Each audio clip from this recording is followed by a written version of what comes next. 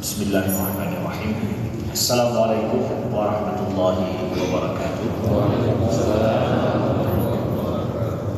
Alhamdulillahirabbil alamin alladzi bi ni'matihi tatimmu shalihat wa bi fadlihi tatanazzalu al-khairat wal barakat wa bi tawfiqihi tatahaqqaqu al-maqasid wal ghayat. Asyhadu an la ilaha illallah wahdahu la syarika lahu wa ashhadu anna Muhammadan abduhu wa rasuluhu safiyyuhu min khalqihi wa habibuhu. Allahumma salli wa sallim wa barik ala sayyidina Muhammadin wa ala alihi wa sahbihi wa sallim. Nashhadu annahu qad ballagha ar-risalah wa adda al-amanah wa nasaha al-ummah wa kashafa Allahu bihi al-ummah wa jahada fi sabilillahi hatta atahu al-yaqin. Sallallahu alayka ya sayyidi ya Rasulullah. Innahu tibbul qulubi wa dawaiha wa afiyatul abdani wa shifaiha wa nurul absari wa dhiyaiha. Allahumma salli wa sallim wa barik ala habibin nabi Muhammad sallallahu alaihi wasallam wa ala alihi wa sahbihi wa tabi'ina wa man tabi'ahum bi ihsanin ila yaumiddin. Subhanaka la ilma lana illa ma 'allamtana innaka antal alimul hakim. Allahumma 'allimna ma yanfa'una wanfa'na bima 'allamtana wa zidna 'ilma. Rabbi shrah li sadri wa yassir li amri wahlul 'uqdatam min lisani yafqahu qawli, amma ba'd. Datang kepada Nabi sallallahu alaihi wasallam seorang sahabat mengatakan, "Ya Rasulullah, la anta ahabbu ilayya min mali wa ahli." Ya Rasulullah, engkau lebih aku cintai daripada hartaku dan juga keluarga. Wa inni la adhkuruka wa la atiqu wa la asbir hatta andura ilaik. Ya Rasulullah, aku mengingatmu dan aku tidak mampu bersabar kalau aku tidak memandang kepada wajahmu. Wa inni la adhkur mauti wa qutak wa annaka idza dakhalta al-jannah rufi'ta man nabiyyin wa la andura ilaik. Dan ya Rasulullah, aku ingat aku akan mati dan engkau juga akan meninggal. Dan sesungguhnya apabila engkau nanti masuk ke dalam syurga, maka engkau akan bersama dengan para malaikat, dan aku tidak bisa berjumpa dan juga tidak bisa melihat lagi kepada wajahmu. Itu keluhan seorang sahabat kepada Nabi. Beliau tidak sanggup kalau seandainya tidak berjumpa dan melihat wajah Nabi. Setiap beliau ingat, beliau ingin untuk menjumpai Nabi dan melihat wajah beliau. Sedangkan ada seorang sahabat yang lain yang kalau jumpa dengan Nabi selalu melotot kepada wajah Nabi sallallahu alaihi wasallam. Lalu Nabi sering mengatakan, "Ma baluka? Kenapa engkau? Ada apa denganmu?" kata Nabi. Sahabat ini juga mengatakan, "Ya Rasulullah, kalau seandainya engkau nanti sudah masuk ke dalam syurga dan aku ditakdirkan masuk ke dalam syurga, kita enggak jumpa lagi. Makanya aku selama masih hidup, aku melototimu terus." Ya, rindu sahabat kepada Nabi sallallahu alaihi wasallam. Jadi nanti kalau engkau masuk ke dalam syurga dan aku juga masuk ke dalam syurga, kita juga tetap tidak akan jumpa. Di sini kita masih jumpa, bisa masih membalas rindu kita, tapi di sana di surga nanti kita tidak jumpa. Gimana cara? Di bumi kita rindu pada Nabi, di bumi rindu pada Nabi tapi jumpa, tapi di surga rindu sama Nabi tidak jumpa. Nyoci. Nabi diam. Gimana cara? Turun ayat Surah An-Nisa ayat ke-69. Wa may yuti'illaha war rasul fa ulaika ma'al ladzina an'ama Allahu 'alaihim minan nabiyyin wasiddiqin wasyuhada'i wassalihin wa hasuna ulaika rafiqa. Wa may yuti'illaha war rasul, barang siapa yang taat kepada Allah dan taat kepada Rasulnya, faulaika ma'al ladzina an'ama Allahu 'alaihim, maka mereka itu bersama dengan orang-orang yang diberikan nikmat oleh Allah man nabiyina, yaitu daripada para anbiya, wasiddiqin, wasyuhada, dengan para syuhada, wassalihin, wa hasuna ulaika rafiqa, dan itu adalah sebaik-baik teman, sebaik-baik kawan. Engkau tidak akan berpisah dengan Nabi. Sudah masuk ke dalam syurga, di bumi saja bisa jumpa, apalagi di syurga. Justru engkau di syurga akan bersama dengan bukan Nabi Muhammad saja, semua para anbiya. Syaratnya apa? Wa may yuti'illaha wa rasul. Siapa yang taat kepada Allah dan Rasul. Siapa yang taat kepada Allah dan Rasul akan dikumpulkan dengan para rasul, para anbiya, kemudian orang-orang siddiqin yang benar imannya, kemudian dikumpulkan dengan para syuhada dan orang-orang soleh. Ternyata kita di sana satu kelas. Tidak ada VIP para anbiya, kemudian orang-orang soleh, ya, yang para itu lain kelasnya, tidak dikumpulkan mereka semua di dalam surga. Senanglah para sahabat. Berarti kami juga dapat jatah sama dengan para anbiya, ya. Dapat jatah yang sama dengan para anbiya. Makanya Nabi sebutkan dalam hadis yang sahih daripada beliau, kullu ummati yadkhuluna al-jannah. Semua umatku masuk dalam surga, kata Nabi. Tenang, semua umatku masuk ke dalam surga. Illa man aba. Yang enggak masuk siapa? Yang enggan masuk saja. Yang enggak mau masuk itu yang tidak akan masuk surga. Para sahabat mendengar hadis Nabi ini mengatakan, ya Rasulullah, siapa yang enggan masuk surga? Jadi hadis ini Nabi mengatakan, yang masuk surga itu siapa yang mau, yang enggak masuk siapa yang tidak mau. Nah, itu selesai urusan. Kenapa ini jatah masuk surga? Dia tidak yang ini mau masuk, yang itu tak mau. Jadi masuk tidaknya engkau ke dalam surga, kata Nabi, itu adalah pada kemauanmu, bukan saya ditakdirkan. Tidak seperti beberapa malam kemarin di Masjid Oman, itu ada seorang anak muda kurus berpikiran stres mengatakan bahwa, ya, saya tanya Ustaz, beberapa waktu lalu, beberapa tahun terakhir saya berdebat dengan orang Kristen di Medan. Kemudian bicara tentang masalah kalau Tuhan itu sudah menetapkan, sudah menjanjikan bahwa sudah tahu kita nantinya ke surga ataupun ke neraka, kenapa kita diciptakan? Kenapa kita jadi seperti ini? Untuk apa juga kita bertaubat atau beribadah semuanya? Kenapa? Untuk apa? Nabi ini menjawab bahwa yang masuk ke dalam surga atau tidak itu adalah yang mau dan yang enggan. Lalu para sahabat mengatakan, wa man ya'ba ya Rasulullah, siapa yang dia itu tidak mau masuk ataupun enggan? Man ata'ani dakhala al-jannah wa man 'asani faqad aba, kata Nabi. Yang taat kepadaku dia masuk ke dalam surga, sedangkan dia yang tidak taat kepadaku itulah yang enggan. Karena orang yang tidak patuh, tidak taat kepada Nabi, tidak taat kepada Allah atas pilihan pribadi, atas pilihan kita sendiri, tidak ada istilah terpaksa. Kalau terpaksa, Allah tidak akan menghisap kita. Di dalam Islam, saya terpaksa, tidak akan dihisap oleh Allah, diampuni oleh Allah. Tapi memilih cik galak cik menau yang mana, beri pangkat hanun dengan cik menau yang mana. Nah, ini dia masalahnya. Baru saudara yang dimuliakan Allah.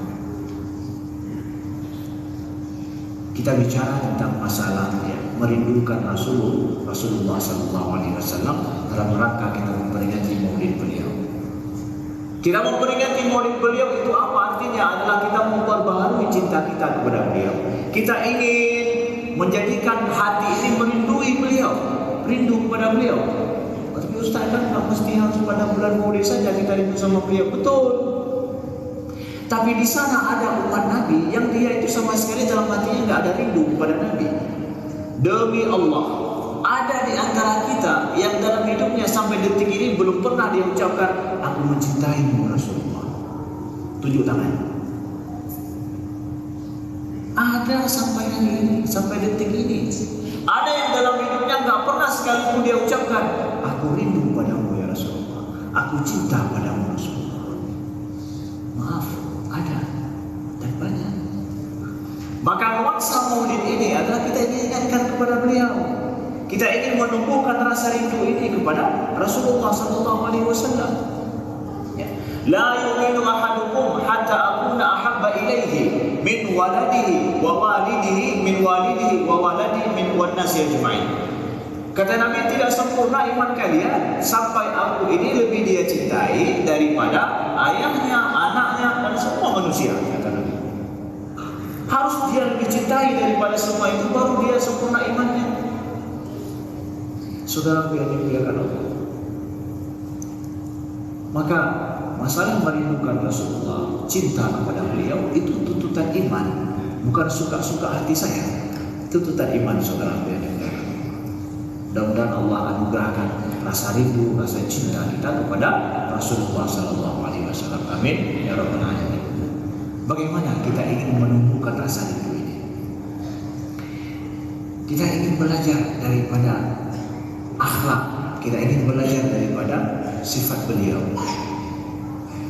Karena sesungguhnya walaupun kita tidak jumpa dengan beliau, kita bisa merindukan beliau. Karena sesungguhnya kata orang Arab, wal udhunu ta'shaqqu qabla al-'aini ahyana. Karena sesungguhnya telinga itu lebih memendam rindu daripada mata. Ya, telinga lebih memendam rindu daripada mata. Gimana maksudnya? Sesuatu yang sering kita dengar, tidak pernah kita lihat, kita rindu tidak. Moga-moga udah dengar, moga-moga udah dengar. Semakin sering kita dengar, semakin memendam rindu kita. Yang mana sih orangnya? Guru kita saja kalau kita ikut seorang guru ataupun di majelis ustaz itu sering menceritakan satu sosok, tapi kita tak pernah lihat. Ada rindu kita nak melihat yang mana sih orangnya? Kiban wajahnya. Semakin rindu kita, iya. Semakin kita tidak jumpa, semakin rasa rindu itu datang. Nah, saudara yang dimuliakan Allah, kita belajar dari dua sunnah Nabi, daripada dua sifat Nabi sallallahu alaihi wasallam, yang ini adalah sifat yang kita ingin tumbuhkan dan betul-betul kita rindu sifat ini ada pada semua umat Nabi sallallahu alaihi wasallam. Yang pertama sekali adalah Rasulullah sallallahu alaihi wasallam. Beliau itu sejak dari awal dikenal dengan Al-Amin. Rasulul Amin. Beliau Rasul dan Amin, memiliki sifat terpercaya. Amanah orangnya. Saudaraku yang dimuliakan Allah, pada suatu ketika seorang sahabat berangkat hijrah dari Mekah menuju Madinah, ditangkap oleh orang Quraisy. Dan dia tidak, kondisi dia itu adalah terlambat hijrah, ditangkap oleh orang Quraisy, tidak diizinkan untuk berhijrah. Lalu kemudian sahabat ini berjanji dengan orang Quraisy, lepaskan aku, biarkan aku pergi hijrah. Nanti kalau aku sudah pergi hijrah dan berangkat ke Madinah, aku berjanji selama hidupku aku tidak akan pernah memerangi kalian. Lepaskan aku, biarkan aku pergi hijrah. Dilepaskan sama orang Quraisy karena dia berjanji tidak akan memerangi mereka. Udah, kalau begitu yang person ini, sosok ini aman, dia sudah berjanji tidak akan lagi. Memang orang Quraisy walaupun jahiliyah mereka masalah janji itu kaji ke adat oleh iman, ya, adat mereka itu. Lalu ketika sampai di Madinah, Nabi senang, ya, sahabat ini sudah sampai ke sana, cuma dia lapor kepada Nabi, ya Rasulullah, aku ditangkap sama orang Quraisy. Lalu karena aku sudah ditangkap, aku berjanji bahwa kalau kalian lepas, aku tidak akan pernah memerangi kalian bersama dengan Nabi Muhammad. Mereka lepas, ambil janji itu. Nabi tersenyum, ya, senang. Nabi, engkau sudah selamat, ya. Betapapun alasannya macam-macam, tidak masalah, engkau sudah selamat. Beberapa tahun kemudian terjadi perang besar antara umat Islam melawan orang Quraisy. Sahabat ini yang sudah berjanji bahwa dia tidak akan memerangi Nabi, tidak akan memerangi orang Quraisy, ikut dalam pasukan Nabi. Kenapa? Perlu banyak pasukan. Masuk dia. Dan dia sudah lupa dengan janjinya itu dengan orang Quraisy. Kita bikin awak kafe, ya, pernah kalon, pernah sorot di TV, nggak ada yang lihat. Dia masuk ke dalam rombongan dalam pasukan Nabi Sallallahu Alaihi Wasallam. Dilihat sama Nabi, dipanggil oleh Nabi, yang kenal, yang tahu, yang kenal, dipanggil sama Nabi, kemari. telah pernah berjanji dengan orang Quraisy, engkau tidak akan memerangi mereka. Ya. Betul ya Rasulullah. Ini haji baru dua baru tinggalnya. Tapi ya Rasulullah, mereka itu adalah orang kafir. Apa salahnya? Alam tu'ahiduhum, bukankah engkau telah berjanji dengan mereka? Ahdud, telah berjanji dengan mereka, dan mereka sudah melepaskanmu dulu. Iya. Irji' nastaghni anka. Pulang, balik. Tidak perlu kau ikut. Ya, kami bertawakal kepada Allah, Allah akan bantu kami. Udah, pulang balik. Amanah Nabi sallallahu alaihi wasallam. Tanya orang kafir, ya Rasulullah, itu masalah. Ada masalah katanya. Tidak. Nabi mengajarkan kepada sahabatnya amanah. Bukan cuma beliau yang amanah, Nabi ajarkan secara real kepada sahabat bahwa dalam hidupmu kamu harus amanah dengan dalam sikapmu, dengan siapapun. Jadi jangan kita pikir amanah itu hanya dengan orang muslim, dengan orang kafir juga begitu. Makanya kita pikir bahwa yang dah cok peng Cina nama tanah ada pembeli. Ya mau peng Cina itu nama tanah. Ya, jadi dah cok ada pembeli. Tidak. Nabi tidak pernah mengajarkan itu kepada sahabatnya. Jarir bin Abdullah, kita lihat seorang sahabat Nabi yang sangat dekat dengan Nabi Sallallahu Alaihi Wasallam. Ya. Beliau suruh kepada pembantu beliau untuk mencarikan seekor unta yang bagus untuk beliau beli. Lalu kemudian pembantu beliau ini cari sehingga dapat unta yang bagus. Unta yang bagus artinya apa? Secara ekonomi kalau kita beli yang laga murah, mita yang laga dan murah harga. Inyan baru blow, hayu. Tapi kalau bagus tetapi harganya mahal, biasa. So, siapa aja bisa cari itu ya. Tapi bagus, murah harganya, kualitas bagus ini didapatkan sama pembantu Jarir bin Abdullah, sahabat Nabi. Beliau dapatkan. Lalu setelah itu Jarir berangkat pergi untuk membeli unta ini. Ketika beliau lihat berapa harganya ini, beliau lihat 400 dirham. Ya, 400 dirham. Terkejut Jarir bin Abdullah. 400 dirham ini. Iya. Baca harga. Ditawarlah oleh Jarir. Mau tidak engkau jual untukku unta ini 500 dirham? Ya. Hai, kau ini tawar lagi ya? Bang Meme, jangan kau pernah tawar lagi ya? Pernah orang tawar begitu ya? Ditawar sama Jarir, mau tidak engkau jual ini 500 dirham? Kemudian kata, ya kamu lain, boleh ya? Nah, boleh. Kemudian Jarir melihat lagi, boleh tidak aku beli unta ini 600 dirham? Minta mahal muang belum tanya. Beliau naikkan terus, beliau tawar ke atas sampai 800 dirham. Boleh tidak aku beli untamu ini 800 dirham? Dinaikkan sama beliau terus. Pembantu beliau muang, beberapa. Pakar benar Jarir, capek saya cari dengan harga yang murah, tapi engkau menawarkan harga yang tinggi. Kata Jarir, ini bayatu Rasulullah. Ini hadis yang sahih ya. Riwayat yang sahih dalam riwayat Imam Bukhari ya. Ini bayatu Rasulullah ala iqamatis shalah wa ita'iz zakat wa nushu likulli muslim. Aku dulu, kata Jarir, membaiat Nabi sallallahu alaihi wasallam untuk mengerjakan salat, untuk menunaikan zakat, dan wa nushu likulli muslim, dan menasihati semua muslim yang aku jumpai dalam hidup. Aku dulu sudah janji sama Nabi. Kalau aku baiat Nabi dulu, aku berjanji 3 hal dengan Nabi. Apa itu? Melaksanakan, ya, mendirikan sholat dalam hidupku. Kemudian ita'iz zakat, menunaikan zakat dalam hidupku. Wa nushu likulli muslim, dan menasihati orang muslim kapan saja aku jumpai. Apa makna menasihati? Menasihati artinya adalah menginginkan kebaikan bagi saudara kita.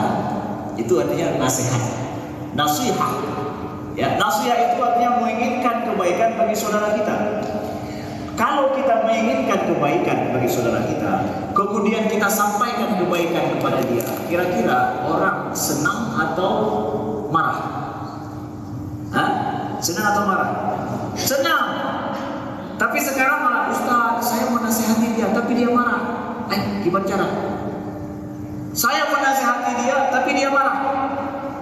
Kalau namanya nasihat, pasti senanglah orang karena menyampaikan kebaikan padanya. Kalau dia marah, ada salah dengan cara kau menasihati. Kalau nasihat pasti diterima dengan senang hati oleh orang. Buktinya Jarir ini memberi nasihat kepada seorang yang dia jumpai, seorang muslim yang jumpai penjual unta. Ya. Beliau kasih nasihat, ini nasihat beliau apa? Memberikan kebaikan kepadanya. Kata Jarir, ini yang punya unta ini nggak tahu harga pasar. Ini unta yang dia beli, yang dia jual ini itu laku dengan harga 800 dirham. Dia nggak tahu, kan banyak penjual itu juga kadang tidak tahu harga pasaran. Lebih banyak lagi pembeli yang tidak tahu harga pasaran. Nyocok yang belum barang. Jangan menjadikan orang yang membeli sama kita tak tahu harga pasaran, kemudian kita tekan, kita seakan-akan mengambil untung banyak daripada dia, memanfaatkan, tak tahu harga pasaran. Jadi mengatakan ini beli unta ini tak tahu harga pasaran. Aku ingin menasihatinya, memberi kebaikan padanya. Untamu ini laku 800 dirham kalau dijual, bagus unta ini. Aku berjanji dengan Nabi untuk itu. Sahabat Nabi diajarkan oleh Nabi untuk amanah dalam hidup. Nabi orangnya amanah, beliau ajarkan kepada sahabat beliau amanah ini, saudara beliau dimuliakan Allah. Itu sahabat Nabi. Rindu tidak mau berjumpa dengan sahabat-sahabat Nabi. Rindu tidak? Kalau rindu, pelihara yang diajarkan Nabi kepada sahabat beliau ini. Makanya Nabi dikatakan oleh Anas bin Malik dalam hadis yang sahih Musnad Imam Ahmad adalah ma khatabana Rasulullah sallallahu alaihi wasallam illa qala la imana liman la amanatana wa la dina liman la ahdala. Hafalkan hadis ini, pendek sekali. Anas bilang apa? Bahwa tidak pernah Nabi itu berkhutbah kepada kami kecuali pasti beliau menyebutkan ini. Apa? La imana liman la amanatalah. Tidak ada iman, tidak sempurna iman seseorang yang dia tidak memiliki amanah. Wala dina liman la ahdalah. Tidak ada agama bagi orang yang tidak memegang janjinya. Ma khatabana Rasulullah illa qala. Tidak ada Nabi berkhutbah, berbicara di depan kami kecuali Nabi sebutkan ini. Anas mengatakan demikian. Siapa Anas bin Malik ini? Adalah pembantu Nabi sejak umur 10 tahun bersama Nabi SAW. Memang dia pemimpin gubernur bijak dengan Nabi SAW. Bahwa setiap Nabi berkhutbah kepada kami, bahwa pasti beliau menyebutkan bahwa la imana liman la amanatalah. Nabi hubungkan antara iman dengan amanah, sikap amanah. Saudaraku yang dimuliakan Allah. Ya. Kemudian bahwa kata Nabi, la dina liman la ahdalah. Tidak ada agama bagi orang yang tidak memegang janjinya. Dari mana Nabi ambil ini? Dari ayat juga. Qad aflahal mu'minun. Sungguh menang, sukses orang-orang mukmin.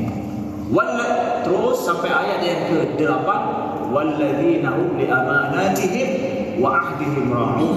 Yaitu siapa? Mereka yang amanah mereka dan juga janji mereka jaga. Mereka jaga.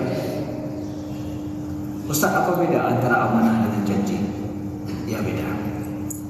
Amanah itu datang dari luar, sedangkan janji itu datang dari kita sendiri. Amanah itu adalah diharapkan kepada kita, dipercayakan kepada kita. Sedangkan janji kitanya yang mengatakannya. Nah, amanah yang pertama sekali dalam hidup kita adalah amanah kita dengan Allah. Amanah apa? Amanah iman. Saya disuruh oleh Allah untuk beriman kepadanya. Kita diwajibkan beriman kepadanya. Saya beriman. Kita ambil ini ikat janji dengan Allah untuk beriman.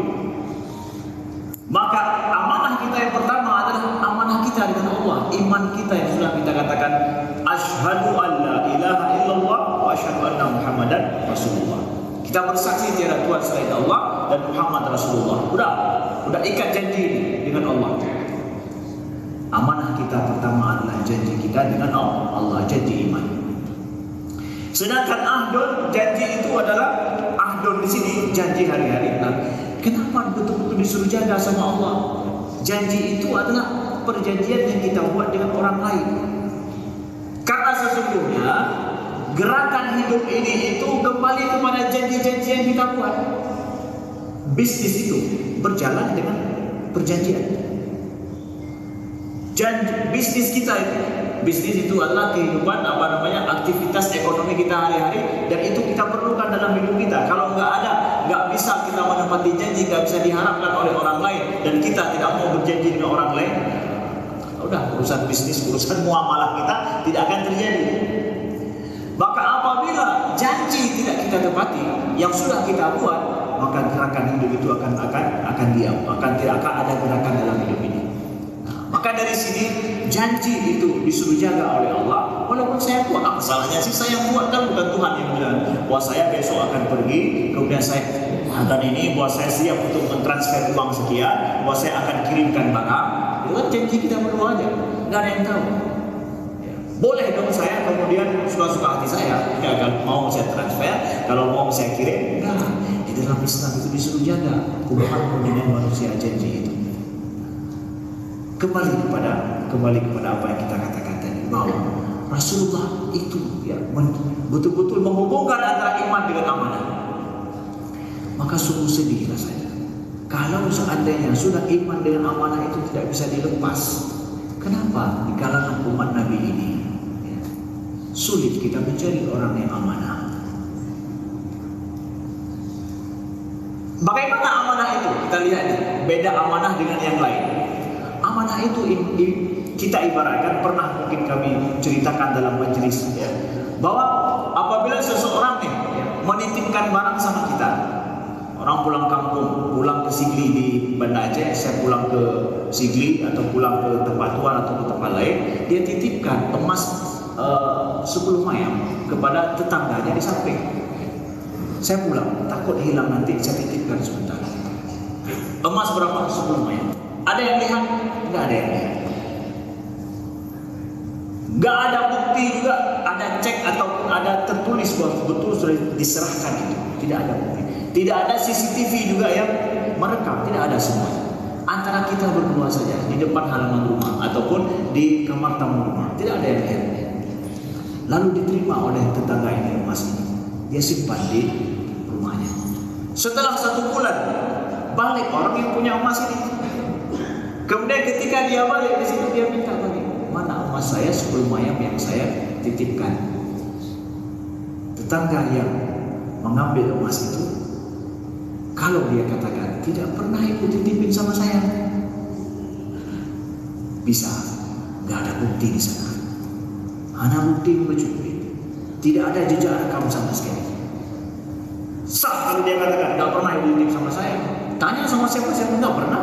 Kok minta sama saya? Jadi milik dia. Tapi ternyata tetangga ini dengan ikhlas hati, dengan segala hati yang baik, dia ambil emas 10 mayam itu, dia berikan kepada ini, emas itu dititipkan. Ya, alhamdulillah, ya sudah saya jaga. Balik. Itu amanah. Pada saat dia bisa berkhianat, bisa dengan mudah dia bisa berkhianat, tapi tidak, dia berikan itu dengan tulus hati. Itu namanya amanah. Tapi kalau seandainya ada rekaman di sana, ada perjanjian, ada saksi sana sini, dikembalikan, itu biasa, belum tingkat amanah lagi itu. Hai menyedap udah anak gimana anak kang hero ya. Kemudian ada bukti CCTV lagi, sudah tertulis lagi. Mau kemana? Itu bukan sikap amanah, walaupun ditunaikan dengan baik, tetapi tidak ada cara untuk berkhianat. Tapi amanah yang mana? sikap amanah? Sikap amanah itu adalah pada saat kita bisa berkhianat dengan mudah, tapi tidak saya tunaikan dengan benar. Itu amanah. Itulah kenapa dihubungkan oleh Nabi iman dengan amanah. Karena tidak mampu orang bersikap amanah kecuali orang beriman saja. Kalau nggak beriman itu nggak mampu untuk amanah dalam hidup. Makanya Nabi hubungkan ini, saudara yang dimuliakan Allah.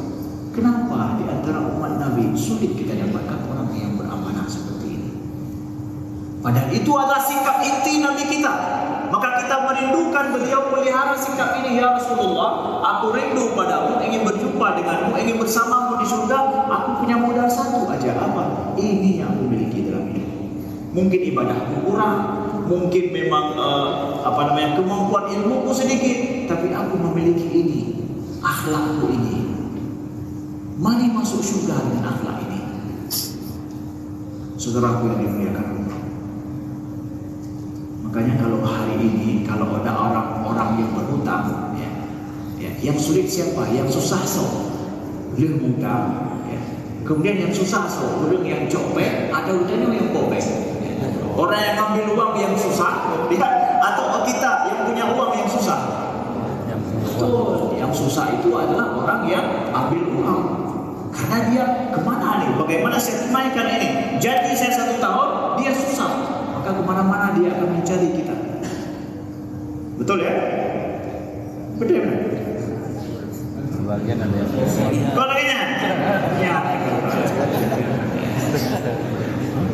So, yang susah? Yang kopek. Itu umat Nabi seperti itu. Itu di kalangan umat Nabi seperti itu. Lihat bagaimana terbaliknya gaya hidup kita dengan sunnah. Saudaraku yang dimuliakan Allah, kata Nabi bahwa yang paling banyak menjadikan orang masuk ke dalam surga itu apa? Husnul khuluq. Pintu yang paling terbesar lebar, di pintu itu banyak orang masuk dalam surga, kata Nabi, itu adalah dibandingkan pintu sholat, pintu sedekah, pintu zakat, pintu puasa, yang paling banyak itu adalah pintu akhlak yang baik.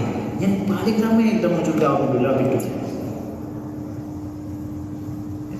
Paling ramai masuk ke dalam surga pintu husnul khuluq. Saudaraku yang dimuliakan Allah, jangan beribadahlah, masuklah ke dalam surga lewat pintu ini. Kata Nabi, itu pintu terbuka lebar bagi umat, masuk lewat situ. Kita mungkin tidak banyak harta untuk sedekah dan zakat. Kita juga mungkin ibadah kita apalah mungkin. So gitu, tadam pada semayang, 1 rakaat dengan kedua, lain dengan kedua. Maka pernah ketika saya di Mesir, guru kami di Mesir ini cerita bahwa suatu hari ada yang sholat zuhur, sholat zuhur di masjid kecil, karena di Mesir itu banyak masjid-masjid kecil di bawah rumah, di bawah apartemen. Mereka sholat di situ, di sebuah daerah tempat orang jualan. Jadi ketika mereka sholat zuhur, imamnya ini ternyata sholatnya 3 rakaat langsung salam. 3 rakaat langsung salam dia.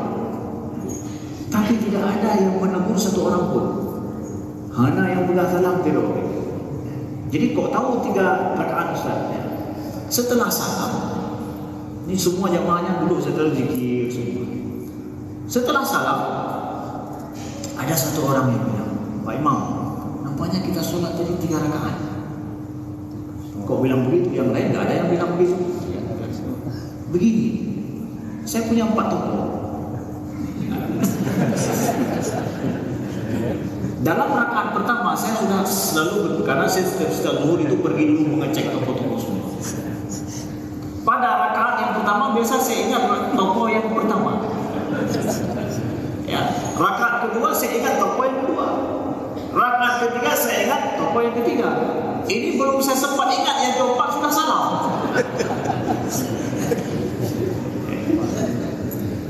Bukan, nyawa sih punya benar ya. Bukti otentik ini. Ya. Bangunlah semuanya sholat lagi. Tambah 1 rakaat. Nah, gara-gara apa? Untung namanya ingat toko. La haula wala quwwata illa billah. Kembalilah kepada akhlak, saudaraku yang dimuliakan. Akhlak Nabi amanah, jaga ini. Kita umat Nabi ingin berjumpa dengan beliau ini dengan akhlak beliau. Itu yang pertama. Yang kedua adalah yang terakhir. Hana 5 menit atau 2 menit dulu. Yang terakhir adalah apa? Kita perlu di dalam saat kita hidup ini, saudaraku yang dimuliakan Allah, bahwa thiqah binasrillah ta'ala, bahwa kita yakin dan optimis dengan pertolongan Allah dalam hidup ini. Itu diajarkan oleh Nabi kepada para sahabat. Kita lihat beberapa contoh kasus bahwa Nabi Shallallahu Alaihi Wasallam ketika beliau pergi hijrah, beliau melewati jalan-jalan bersembunyi. Beliau setelah itu beliau pergi dengan Abu Bakar melewati jalan pantai menuju ke Madinah. Itu jalan yang jarang dilewati orang. Bahkan Nabi sendiri tidak tahu jalan. Abu Bakar juga tidak tahu, harus pakai guide. Nah, ketika Nabi sudah tidak ditemukan lagi di Mekah, lalu Nabi itu dihargakan. Siapa yang mampu mendapatkan Muhammad hidup atau mati akan diberikan 100 unta. Siltuh modai. Ya, 100 unta. 100 unta, kalau satu unta sekarang misalkan kalau kita kurban itu 20 juta, mungkin harga paling bagus lembu kita. Ya sana sini unta juga begitu, 20 juta kita katakan. Berarti 100 unta sama dengan berapa? 2 miliar. Itu menggiurkan tidak? Menggiurkan sekali. Suraqah bin Nawfal ini yang paling dia ingin mendapatkan Nabi. Dia terima informasi bahwa ada orang yang melewati jalur pantai. Dia berangkat pergi untuk mendapati Nabi dengan Abu Bakar. Kita tahu dalam kisah sampai di situ ternyata bahwa ontanya terperosok. Ketika dekat dengan Nabi terperosok ontanya. Dekat lagi baru terperosok ontanya. Lalu akhirnya Suraqah dia lepas semua senjata dia taruh, dia angkat tangan bahwa Muhammad berhenti, aku ingin jumpa denganmu. Udah angkat bendera putih, dia menyerah. Ya. Betul-betul Nabi itu terlindungi. Sampai di sana dia berjumpa dengan Nabi Muhammad dan Nabi Muhammad berhenti, tidak jalan lagi. Apa kata Nabi kepada Suraqah? Aslinya Suraqah, wahai Suraqah, masuk Islam. Aslim Islam, masuk Islam kamu akan selamat. Suraqah tidak mau masuk Islam. Aslim Islam, masuk Islam kau akan selamat. Tidak mau juga dia. Lalu Nabi katakan, hadlaka min sawari Kisra. Ya Suraqah, wahai Suraqah, mau tidak engkau memakai baju kebesaran daripada Raja Kisra Persia? Kalau engkau mau masuk Islam, kamu akan pakai baju itu. Kata Nabi kepada Suraqah. Coba lihat kapan Nabi ucapkan ini. Pada saat beliau berkuasa, punya kerajaan, punya kekuasaan sampai ke Persia, atau pada saat beliau sedang lari harus keluar dari Mekah melewat jalan-jalan tikus, sedang dalam tanda kutip sedang dalam pelarian. Kapan beliau ucapkan ini? Pada saat beliau keluar dari Mekah dan beliau harus bahasanya harus lari dari Mekah dalam tanda kutip, kemudian melewati jalan-jalan persembunyian. Nabi ucapkan itu, masuk Islam aku akan memakai baju kerajaan Kisra itu, Raja Kisra itu. Kan Suraqah dengan mudah mengatakan, pada cowoknya nyodang payah lu, nyodang payah lu. Kamu ingin mengatakan engkau akan berkuasa sampai ke Raja Kisra sana? Tapi lihat sikap Nabi. Yakin Nabi dengan pertolongan Allah walaupun kondisi sempit, sulit dan rasanya tidak mungkin. Butuh-butuh bahasa orang cet langit. Ya, mengecat langit. Tak mungkin katanya. Nabi ajarkan sahabat seperti ini. Dalam kondisi sulit dan sempit, jangan pernah kita merasa bahwa Allah tidak menolong kita, jangan. Makanya Nabi mengatakan dalam hadis beliau, man qala halakan nas fa huwa ahlakuhum. Siapa yang mengatakan bahwa sudah hancur manusia ini, sudah tidak ada harapan lagi pada orang-orang ini, dialah orang yang pertama yang hancur, paling hancur, kata Nabi. Kabeh menurut orang yang paling kabeh furhan. Hancur kena umat Nabi. Panai dunia ke akhir, hanya percaya belum jeroleh. Hancur dunia bahasanya dalam umat Nabi. Man qala halakan nas, yang mengatakan bahwa udah hancur manusia ini, enggak ada harapan lagi.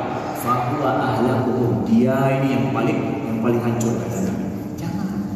Maka kami kurang sependapat dengan para asatidz kita yang banyak bicara masalah akhir zaman. Nyoka akhir zaman kita nyoka analika ataupun dari kanan tandai itu tandai langit, tandai bumi, le kata. Akhirnya umat ini menjadi rapuh, semangatnya hilang. Jadi kalau sudah betul akhirnya apa maunya sekarang? Aku tidak ada mau menjadi mungkin tsunami di Garuda datang habis ini. Enggak, jangan saudara. Nabi tidak ajarkan itu. Bahkan ketika berada di Mekah, bagaimana 13 tahun sulitnya Nabi berjuang di sana. Para sahabat ketika penderitaan mereka 3 tahun disekap, 3 tahun harus makan daun-daun yang dimakan sama onta. 3 tahun Nabi makan dengan sahabat 3 daun-daun yang dimakan sama onta. Sulitnya bukan main. Para sahabat mengatakan, mata Rasulullah ya Rasulullah, kapan pertolongan Allah ya Rasulullah? Nabi pun tidak bisa jawab. Turun ayat, Allah menjawab, ala inna nasrallahi qarib, sesungguhnya pertolongan Allah itu dekat. Tahu pada orang berarti dengan preman Nabi bukan tahu belum teman. Tapi 13 tahun itu Nabi harus pindah hijrah. 13 tahun. Kita banci berado. Bagaimana juga katanya dekat. 13 tahun juga belum datang. Di Madinah di sana ditolong. Setelah dijawab dekat. Kita mungkin enggak melihat pertolongan Allah. Masa kita hidup yakin pada anak kita. Mana yang udahnya Islam kacau yang politik dia jumpa ni hanya haram tak covid. Jadi pulau kaki jamun golong tebel-tebel kaki jamun. Jangan. Nabi tak mengajarkan sahabat seperti itu. Ya. Nabi tanamkan bahawa pertolongan Allah itu dekat datang kepadamu. Enggak ada urusan dengan masalah tahun. Tunggulah pertolongan Allah itu datang. Maka kembali kepada kisah daripada Surakah tadi. Surakah itu setelah itu enggak masuk Islam juga. Walaupun Nabi sudah janjikan begitu, enggak masuk Islam dia. Ya udah, Nabi lepas dia pulang. Masa Nabi dekat-dekat Nabi wafat dia masuk Islam. Akhir-akhir dia Islam. Maka ketika Umar bin Khattab menjadi Amirul Mukminin, ketika Umar bin Khattab menjadi Amirul Mukminin, Umar lah pada masa beliau kekaisaran Romawi itu ditaklukkan. Kekaisaran Kisra Persia itu ditaklukkan. Yang dulu Nabi katakan itu adalah seperti saya inilah Cina, mudah-mudahan Cina, nyo ada drone, tucoro, nyo menaklukkan Cina, pada coba. Kau benar. Nabi tanamkan itu pada masa Umar bin Khattab. Di saat itulah, di saat itu kemudian dibawakan, ketika ditaklukkan Persia, dibawakan baju besar daripada Raja Kisra dengan mahkotanya, dengan mani-maninya semua itu. Dibawakan kepada Amirul Mukminin Umar yang berada di dalam masjid. Ketika dibawa itu langsung Umar, ketika beliau buka itu semua, beliau tanya, "Aina Surakah? Di mana Surakah? Bawa kembali dia." Beliau ambil ketika Surakah datang, beliau ambil mahkota itu, beliau pakaikan kepada Surakah. Kemudian beliau katakan bahwa, "Ya Surakah, hada ahdun Nabi bik." Ya wahai Surakah, ini adalah janji Nabi kepadamu, aku yang menunaikan. Ini janji Nabi kepadamu. Beliau pakaikan baju kepada Surakah, beliau peluk, ya wahai Surakah, ini janji Nabi kepadamu. Engkaulah orang yang paling berhak memakai ini. Setelah berapa lama? Abu Bakar 2 tahun berkuasa, Umar 12 tahun. Sana sini 2 periode saja. Kan 2 periode saja. Ayo boleh ngomong. 2 periode. Kemudian kata Umar, wahai Surakah, naik onta ini. Naik onta, naik kuda. Beliau naikkan Surakah di atas kuda. Kemudian beliau tuntun kuda itu, beliau bawa sekeliling kota Madinah. Ini janji Nabi kepada Surakah. Ini janji Nabi kepada Surakah. Beliau tanamkan itu. Kalaupun kondisi kita sempit, sulit saat ini, jangan pernah hilang dalam pikiran kita, dalam diri kita akan pertolongan Allah. Ini juga kita selaku ayah-ayah, walaupun mungkin anak bedanya ipajong kebetul, mungkin dia sulit kita memberikan nafkah untuk dia. Jangan pernah mengatakan bahwa memang dunia mati. Nyawa ayah anak, hom-hom dan dekat ke masjid roh dengan doa. Tanamkan kepada anak kita, nak, mungkin hari ini kau tidak makan yang kau inginkan, tapi itu alfa itu nanti kau yang akan naik. Mungkin ayah hari ini tidak bisa mencukupi nafkah untukmu, tapi engkau semua santunan anak yatim itu nanti engkau yang akan memberikan. Pada saat kehidupan kita sulit, berikan impian anak kita yang tinggi. Nabi ajarkan begitu. Kemenangan para sahabat Nabi tanamkan begitu, saudara. Ini ambil di sunnah Nabi, amalkan sunnah Nabi. Bahwa sesungguhnya sunnah Nabi bukan hanya apa yang pada kita lihat saja, tapi sunnah Nabi itu adalah lebih dahsyat daripada itu, adalah bagaimana menjalankan sunnah-sunnah kehidupan ini. Kita butuh kepada ini, saudara yang dimuliakan Allah. Maka di akhir daripada ini, kami ingin ingatkan kepada kita semua, ya, bahwa sesungguhnya pertolongan Allah itu pasti kepada umatnya. Tinggal saja adalah mana umat, mana generasi yang layak ditolong oleh Allah. Jangan buruk sangka pada Allah. Ya, jangan buruk sangka dengan kondisi kita seakan tidak ada harapan. Jangan buruk sangka. Allah akan menolong umatnya. Allah akan menolong adalah hamba-hambanya. Akan Allah menolong umat Nabi. Cuma bedanya, apakah generasi saya atau generasi selanjutnya. Kita wajib menanamkan rasa optimis itu kepada generasi-generasi setelah kita. Ya. Maka di sini adalah amanah dan sikap inilah yang ingin kami sampaikan dalam mudah-mudahan dalam kondisi ini kita diperjumpakan dengan Nabi Sallallahu Alaihi Wasallam dengan akhlak kita yang mulia. Allahumma ja'al jama'ana hadza jama'an marhuma wa tafarraqana min ba'di tafarruqan ma'suma. Allahumma inna nas'aluka hubbaka wa hubba man yuhibbuka wa hubba 'amalin yuqarribuna ila hubbik. Allahumma inna nas'aluka hubbaka wa hubba 'amalin yuqarribuna ila hubbik. Amin. Allahumma inna nas'aluka al-huda wa tuqa wal 'afafa wal ghina. Allahumma inna nas'aluka al-huda wa tuqa wal 'afafa wal ghina. Allahumma ja'al jam'ana hadza jam'an marhuma wa tafarruqana min ba'di tafarruqan ma'suma. Allahumma arina al-haqqa haqqan warzuqna ittiba'ah wa arina al-batila batila warzuqna ijtinabah. Allahumma ya ghani ya hamid ikfina bihalalika an haramika wa bi fadlika 'amman siwak. Allahumma ja'alna ma'an nabiyyin wa siddiqin wa syuhada'i was salihin wa hasuna ulaika rafiqa. Allahumma اكتبنا مع النبيين والصديقين والشهداء والصالحين وحسن أولئك رفيقا. اللهم اكتبنا مع النبيين والصديقين والشهداء والصالحين وحسن أولئك رفيقا. اللهم إنا نسألك الجنة وما قرب إليها من قول وعمل ونعوذ بك من النار وما قرب إليها من قول وعمل. اللهم إنا نسألك الجنة وما قرب إليها من قول وعمل ونعوذ بك من الجنة من النار وما قرب إليها من قول وعمل. ربنا آتنا في الدنيا حسنة وفي الآخرة حسنة وقنا عذاب النار. وصلى الله على سيدنا محمد وعلى آله وصحبه وسلم والحمد لله رب العالمين. Mohon maaf atas segala kekurangan ya, dan silap-silap kata karena waktu kesempatan kita berjumpa. Terima kasih kepada semuanya, kepada DKM, dan juga kepada pengurus Safari Subuh dan seluruh para jemaah. Wassalamualaikum warahmatullahi wabarakatuh.